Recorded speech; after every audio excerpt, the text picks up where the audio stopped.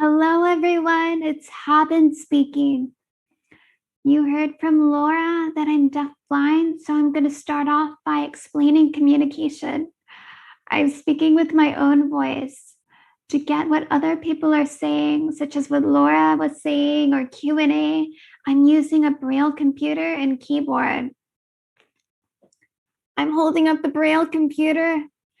And for those of you who know Braille technology, this is a Braille Note Apex.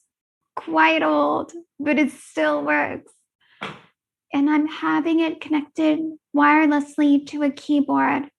And I have an assistant listening in, typing on the keyboard what people say, and then I respond by voice. We're going to have a Q&A session later in this presentation. But as I'm speaking, you're welcome to send in your questions so that Laura, while going through the Q&A, will already have a list to work from. So you're welcome to send in questions.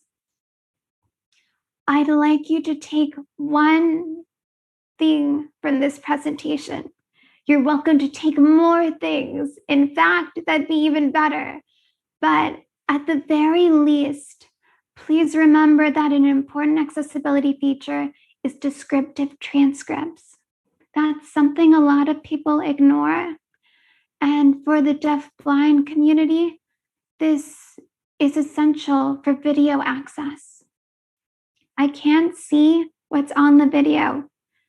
I also can't see the captions. So the way I have access to video is through text-based transcripts. And I say descriptive transcripts because I want the transcript to also include visual descriptions. So it should be a combination of the text, a combination of the audio content of the video and the audio descriptions. That's how I get full access to videos, but I rarely get full access to videos. The vast majority of videos don't have transcripts, and the vast majority of videos don't even have captions. So help teach that to more people who work in accessibility. Include captions and include descriptive transcripts. My name is Haben Girma. The name Haben comes from Eritrea, a small African country. Ethiopia is to the south, and to the north is the Red Sea. There is a lot of stigma about disability in the Ethiopian and Eritrean community. When I was growing up, my parents heard, "Oh, poor thing, she'll never go to school, she'll never get a job." The dominant narrative here in the United States and in other places around the world is that disability is a burden on society. That narrative is incredibly harmful. I had to learn to resist that narrative and create my own narrative of what it means to be a daughter of refugees, a Black woman, and disabled. I'll provide a visual description for anyone who needs visual descriptions. I'm a light-skinned Black woman, long black hair, wearing a blue and white dress, sitting in my living room, sofa and plants and white wall behind me. Ableism is something a lot of people don't know about. Ableism is the widespread assumption that disabled people are inferior to non-disabled people. Ableism comes up in many ways. It comes up in language. Ableist language includes phrases where disability is used as a negative.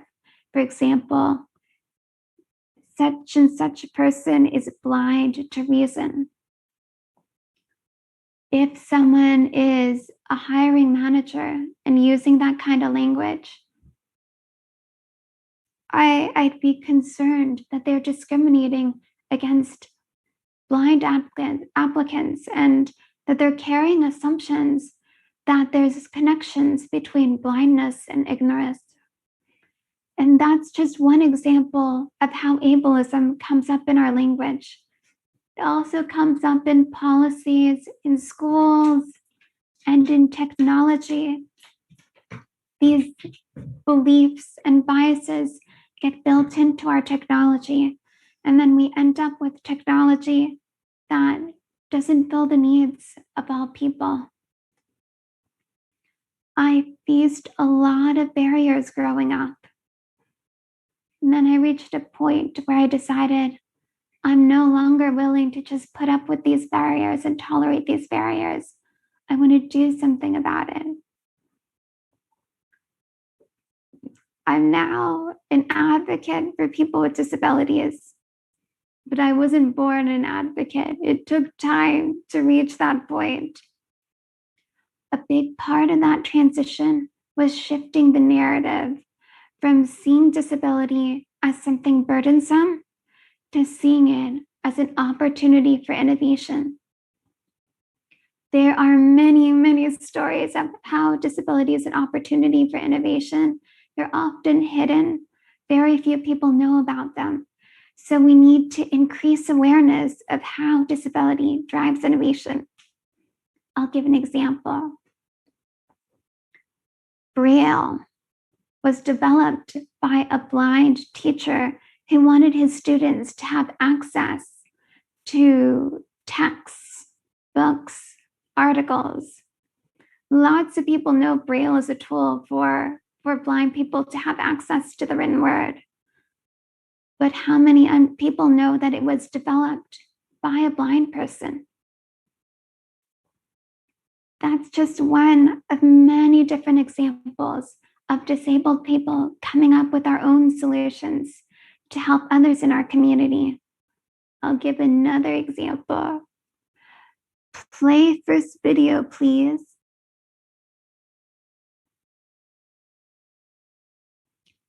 Back before the pandemic, I traveled around speaking with students at universities, and we have a video from a university in Mexico, Instituto Tecnológico de Sonora. And in this video, I'm in a gymnasium signing with a young man. He watches my hands and facial expressions as I sign to him. And then I hold my hands over his hands to feel his signs. If one can't hear spoken language, one can create a visual language. And that's what deaf communities have done all over the world. The dominant sign language in the US is American Sign Language. In France, French Sign Language. Across the pond in the UK, they have a completely different language, and it makes no sense to me. They call it British Sign Language. The deaf-blind community is also innovative. If one can't see or hear language, one can create tactile language. Tactile sign language is used by many deaf-blind people. In the video, I'm using tactile sign language to communicate with. He was a student back then, but he's now a teacher in Mexico with the person in the video. That's one form of communication. There are many other forms of communication. Next video. Another form of communication is salsa dancing. This is also before the pandemic. I'm salsa dancing at a club in New York City. I live in the San Francisco Bay Area, and I found many wonderful, inclusive dance communities in the Bay Area. One time when I tried going dancing in DC, the bouncer would not let me in the dance club. He kept saying, "You can't come in, no dogs." I explained the dog with me was a service dog, a well-trained, well-behaved, seeing-eye dog. He kept insisting, "You can't come in, no dogs." I explained the Americans with Disabilities Act prohibits discrimination. Everywhere the public can go, guide dogs can go. They kept insisting, the manager kept insisting, you can't come in, no dogs. Deaf blindness, my disability does not prevent me from dancing. Ableism sometimes prevents me from dancing. Again, ableism is the widespread assumption that disabled people are inferior to non-disabled people. It comes up in so many different ways, including at dance centers. Ableism is connected to racism and sexism. When racists want to put down a group of people, they use ableist language, among other things. Ableist language such as this group is less capable, less intelligent, less emotionally able. That's ableist language. Sexist engage in similar arguments. That's harmful, problematic, and we need those working on racial justice to also help end ableism. And those working on gender equality should also help to address ableism. And people working in disability accessibility also need to address racism and sexism. Several years ago, I was part of a disability organization, and I brought up the fact that many disabled people are killed by law enforcement, and racism multiplied by ableism is incredibly deadly. The organization told me, we are a disability organization.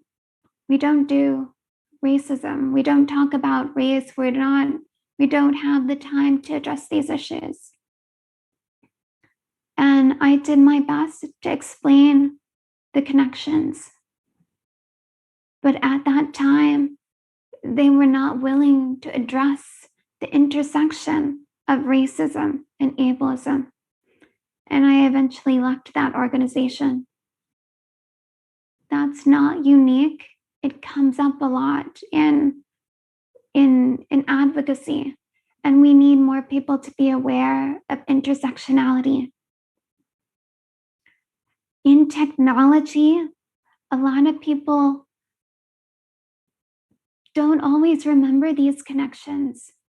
And if you are working on disability issues, remember to increase representation of different ethnic groups in the disability community. Make sure there's racial diversity in the work you do, in the data you collect for projects you're working on in the technology field.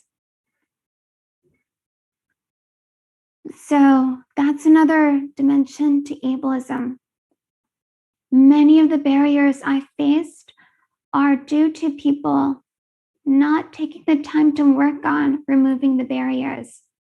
But when I've been successful, it's because people around me have chosen to do the work to remove the barriers. Sometimes it's really difficult work. Other times it's quite easy. One of my favorites was a high school teacher who approached me and asked, do you want to go surfing? At that time, I didn't know any blind people who surfed. I didn't even know a Black woman who surfed. But I told the teacher, sure, let's give it a try. And she introduced me to a program in Santa Cruz called Ride a Wave, and they do surfing. Video, please. In this video, we have tandem surfing, which is a larger board. I'm near the front of the board. The water guide's at the back of the board, and the water guide helps steer as we ride the wave. I loved the experience of feeling the surfboard beneath my feet, the sun, the water.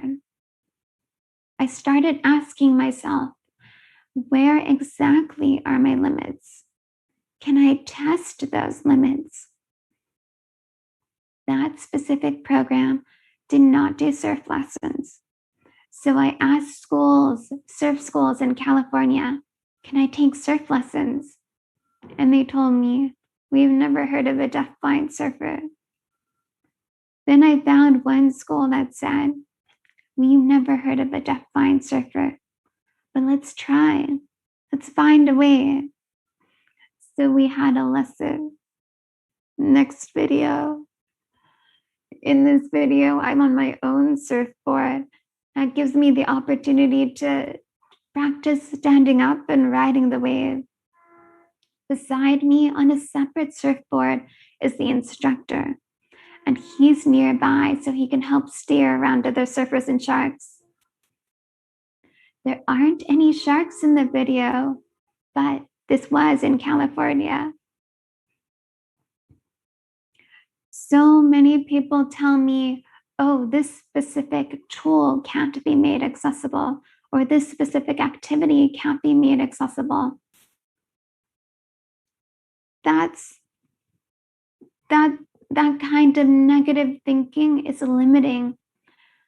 If we bring more people with expertise to the conversation, we can come up with a solution. Technology starts out as ones and zeros. Programmers have the power to convert those ones and zeros to engaging applications that everyone can use. Visual, audio, braille, touch, maybe even smell and taste. There's so many different possibilities. Ableism is incredibly limiting, and we need to be aware of ableism and all the different ways it comes into our technology. I'm going to pause here and invite Laura to come back on screen. Laura, do we have any questions? Well, first, we have a lot of great comments I just wanted to share with you. A lot of folks have thanked you for talking about the intersection of disability and racism as it relates to police violence and murder. It's so important. So they thank you for raising that. We also have attendees from all over the world joining us saying hi, from Australia, Canada, Mexico, the UK. They all wanted to say hi. And the last sentiment I wanted to share with you, oh, go ahead.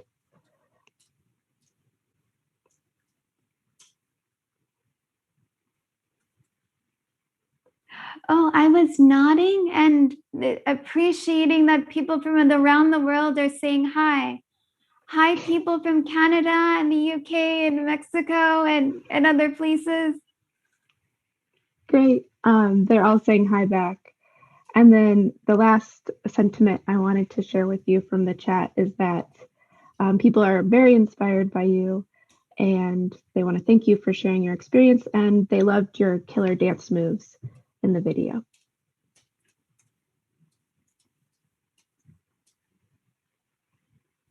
I miss dancing so much. I haven't danced for a year. I used to go dancing about every week.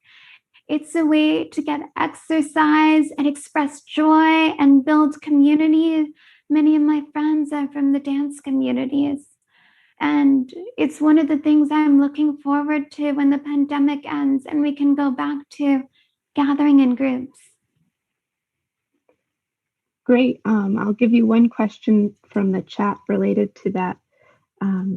Someone asks, how has the pandemic affected the deafblind community, especially with social distancing?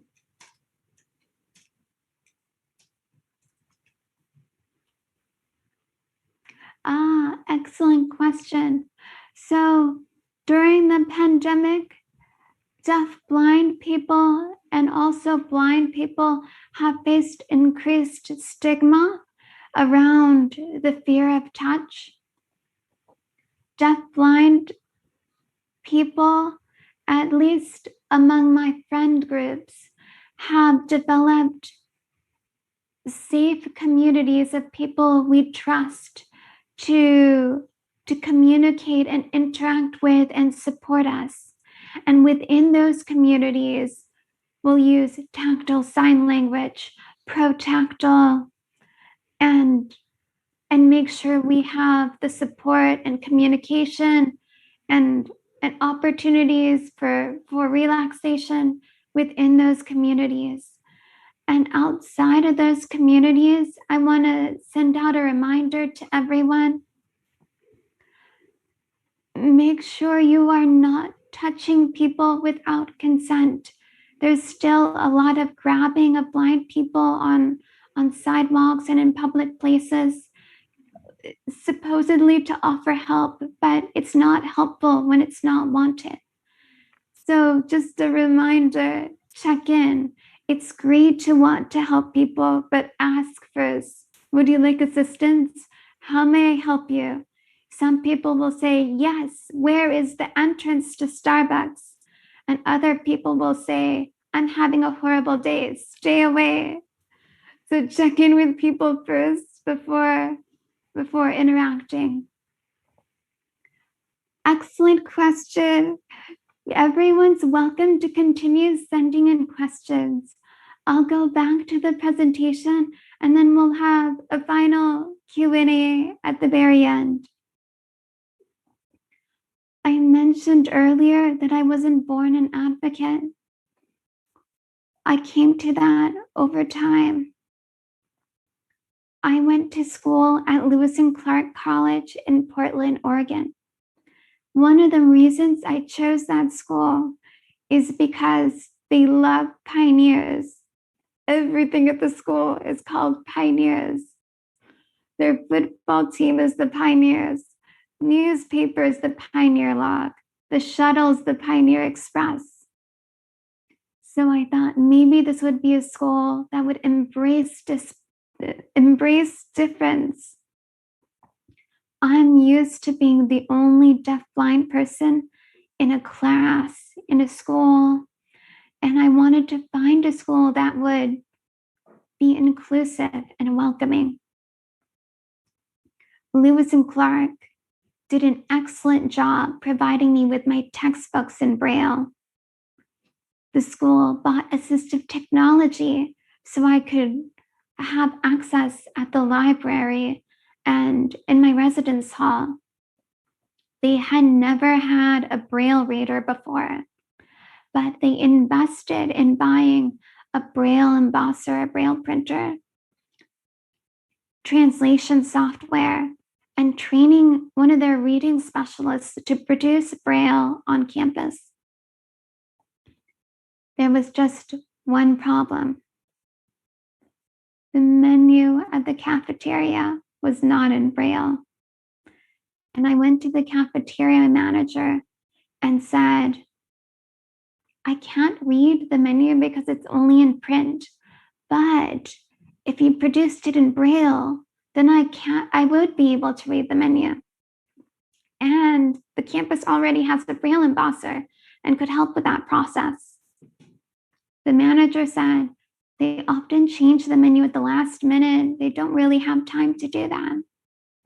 So I said, all right, I can also read emails and websites that are accessible. The manager told me, we're very busy. We have over 1,000 students. We don't have time to do special things for students with special needs.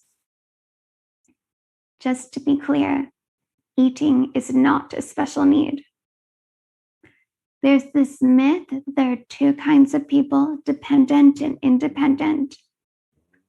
All of us are interdependent. We know that now more than ever during the pandemic. We all have times in our lives when we depend on other people. Many of you like drinking coffee. Very few of you grow your own coffee beans. You depend on other people to help with the coffee beans. And that's okay as long as we're honest about the fact that all of us are interdependent. The cafeteria manager did not understand this. So I tried to just tell myself to be grateful, just accept inferior service. Maybe this would be a lesson that as a disabled person, I just needed to accept inferior service for the rest of my life. Back then, I was a vegetarian. There were about 6 different stations at the cafeteria.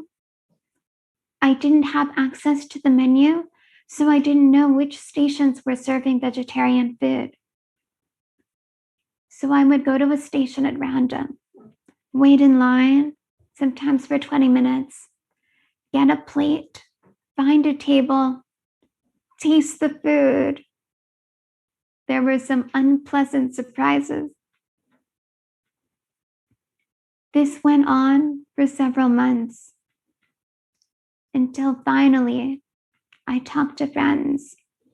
I did research online, and then I went back to the cafeteria manager and told them, the Americans with Disabilities Act prohibits discrimination against students with disabilities. If you don't provide access to the menu, I'm going to take legal action. I had no idea how to do that. I was 19. I couldn't afford a lawyer. Now I know there are nonprofit legal centers providing free legal support to students with disabilities. But back then, I didn't know that. All I knew is I had to try. I had to do something. The next day, the manager apologized and promised to make the menus accessible. He started emailing the menus. When I receive emails, I can read them in Braille using my Braille computer. Back then, it was a different Braille computer, not the Braille Note Apex. And by reading the menus, I would know which of the stations had vegetarian food.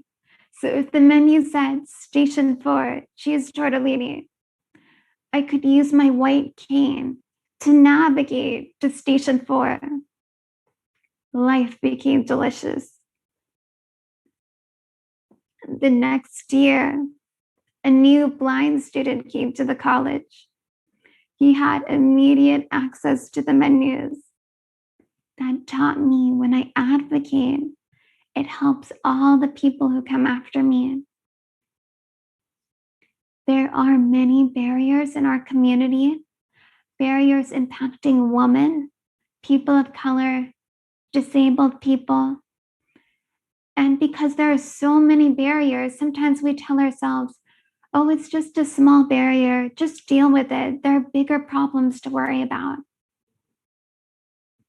The small barriers add up. When we take the time to address a small barrier, we build up the skills to master the larger obstacles. The experience at the cafeteria inspired me to advocate for other people, other disabled people. And I wanted to build up the skills to advocate.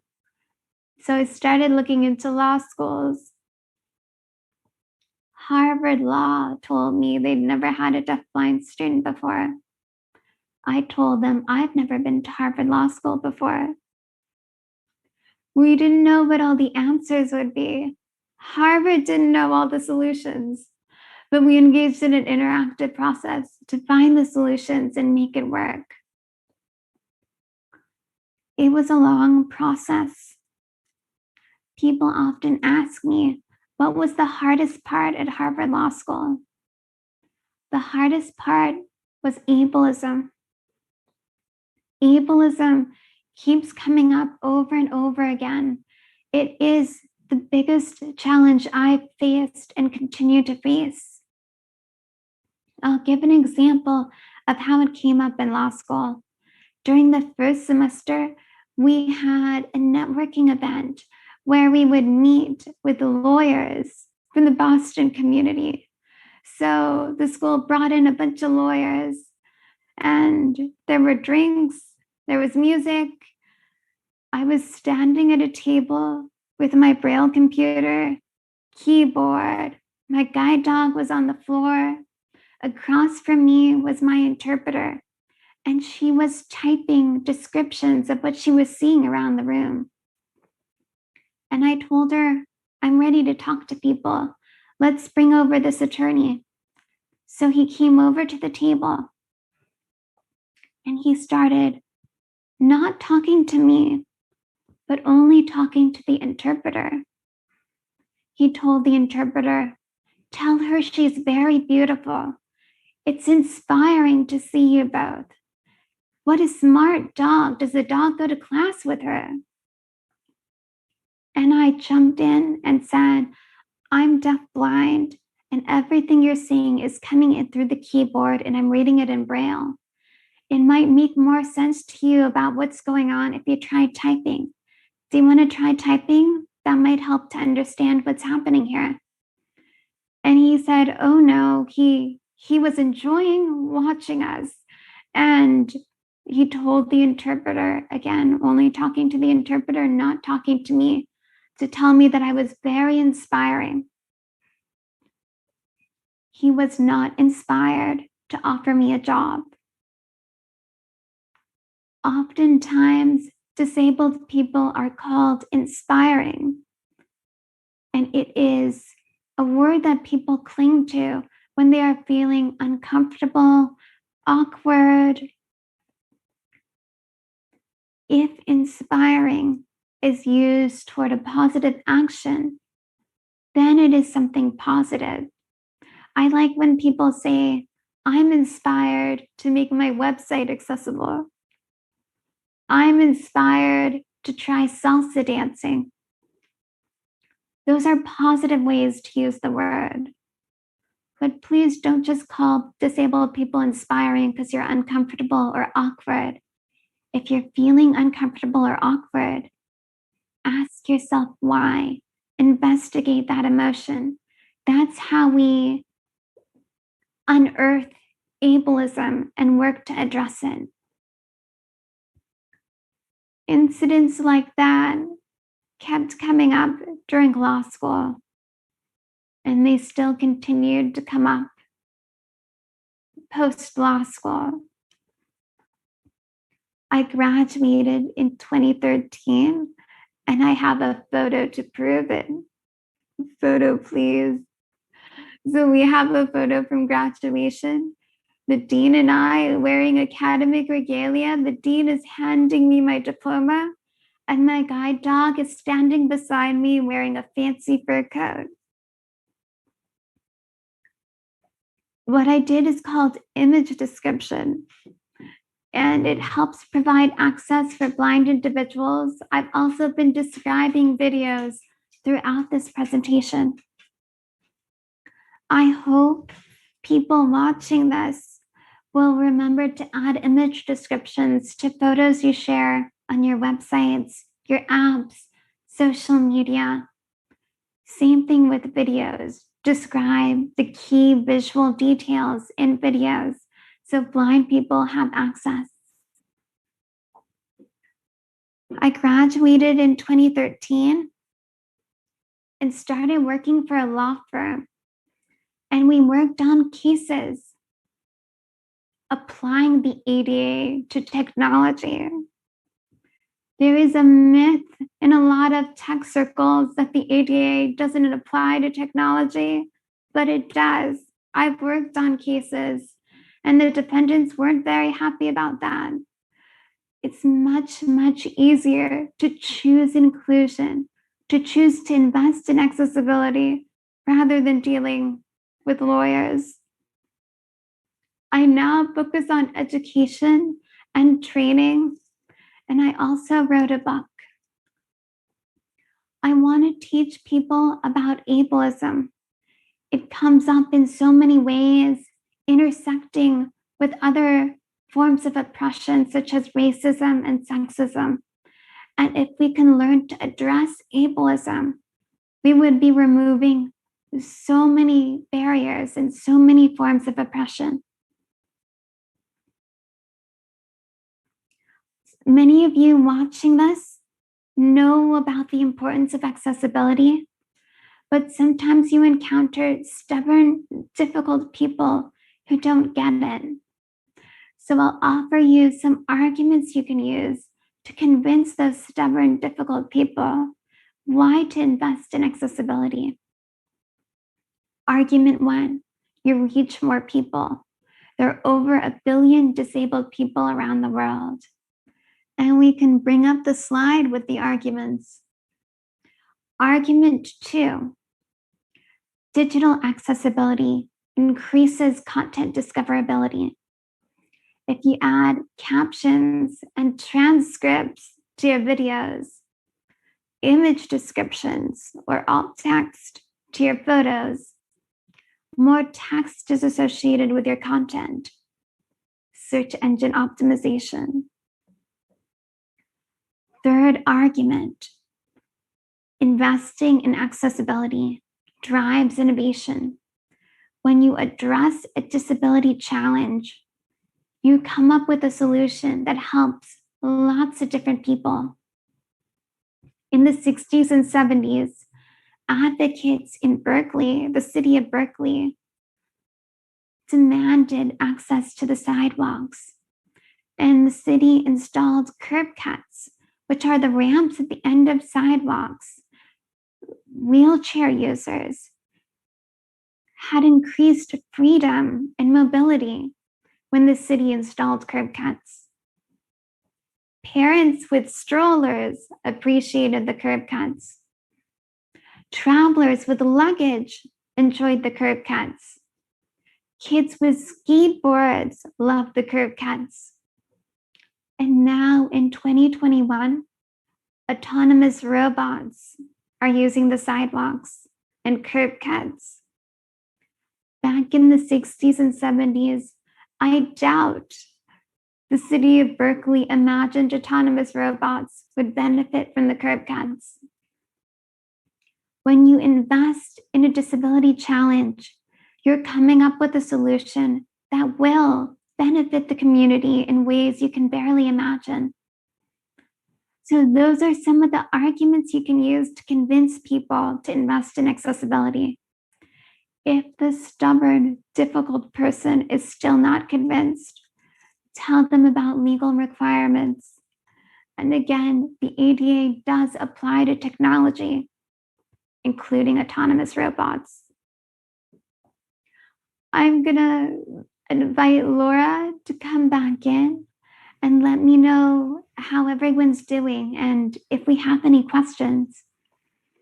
Hi, Haben. We have a lot of questions if you'd like me to dive into those.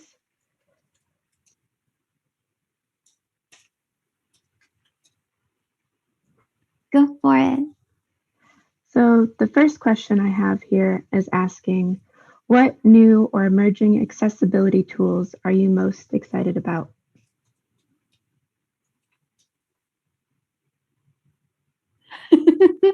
I get that a lot. Honestly, I'm most interested in making mainstream technology more accessible rather than new accessibility specific tools. Mainstream apps, mainstream websites, we need those to become more accessible. And that's what I'm most excited about. Great. Another question here. What do you think the biggest misunderstanding is around accessibility with either lay people or folks who are working in the accessibility space?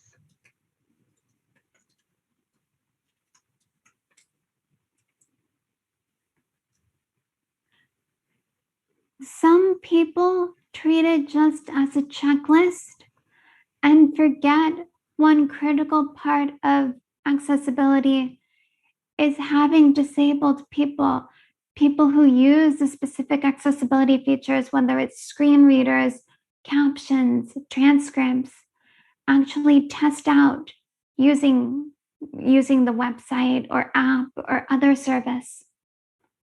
It would be great if more organizations increased hiring of disabled people. That would make sure that more accessibility services we're fully accessible. Thanks. I have another question here. What is the most common frustration you encounter when you're navigating a website? How can we make our websites better for deafblind users?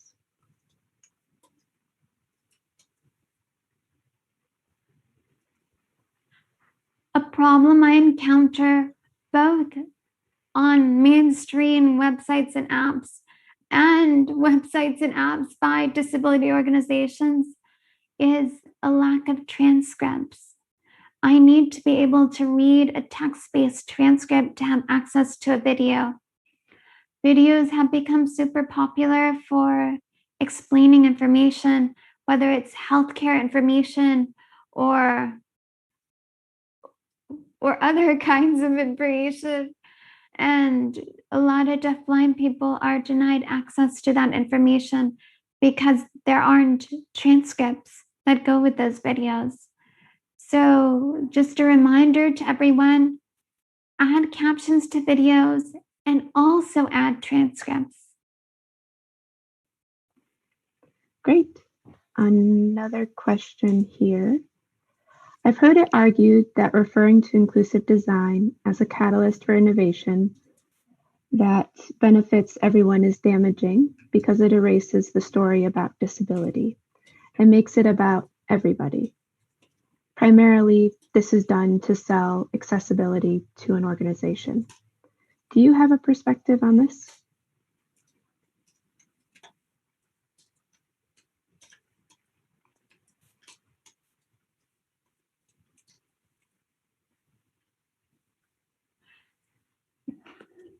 What is said is absolutely true.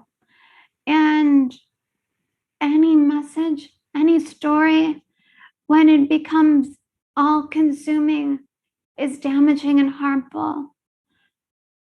Everything should be done in moderation. The disability community should not have a single story, just as other groups should not have a single story. A single story is damaging. We're diverse. We're many, many stories. So disability can drive innovation, but that should not be the only way to see disability. Great point. Another question here. Do you have a technique to reset your spirits after experiencing discrimination and ableism? How do you recharge yourself so you can keep up the work?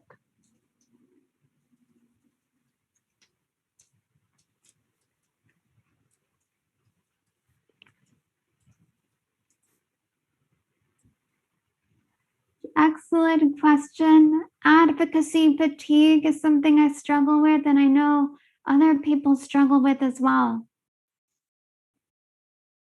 I have a variety of things that I do that help me reset my spirit. Eating dessert. I have a sweet tooth. Going on walks with my dog. Before the pandemic, it was dancing. I used to go dancing about once a week. Those are some of the things. Talking with friends, that brings me joy. Every advocate should find something that brings them joy and make sure that's a part of their life to recharge and reset. Thanks, Haben. Another question here for you. What are some new skills or experience you plan to conquer?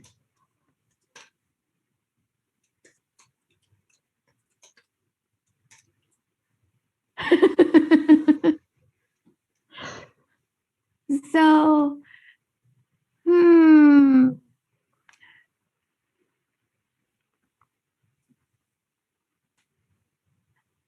I've just become a parent of houseplants.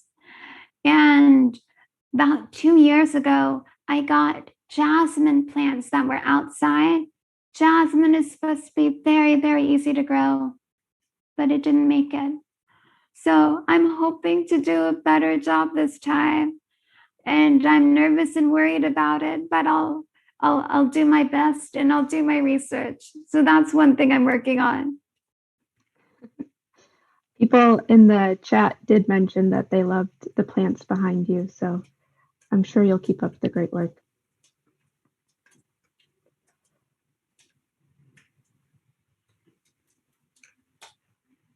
If anyone has recommendations for a new houseplant owner, please do let me know.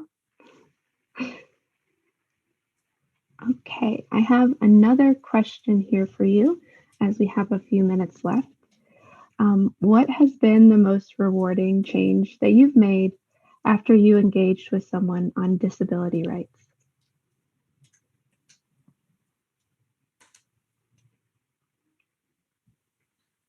I really appreciate when people listen to my feedback about accessibility and implement it.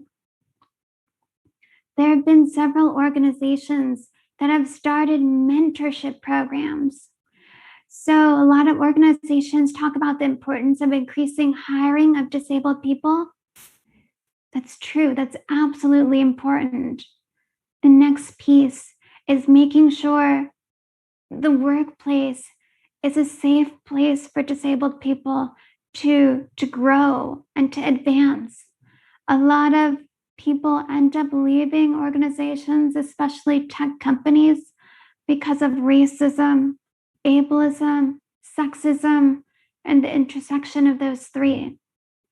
So, mentorship programs where leadership helps provide advice and invests in the success of the disabled person, that's one way to help address ableism in the workplace.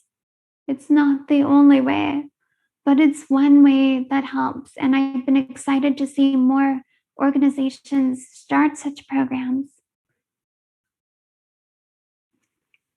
Excellent. Just switching gears here. What are your thoughts on accessibility overlays? I know that's a hot topic right now.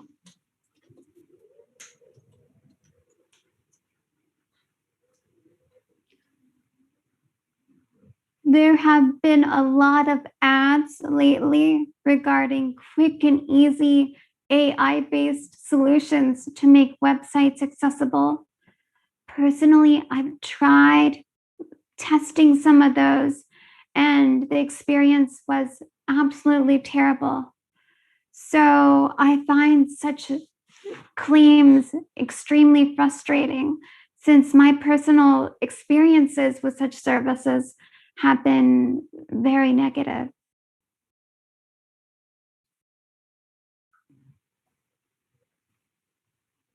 Great, thank you. Another question here is, what current accessibility project are you working on and how is it going?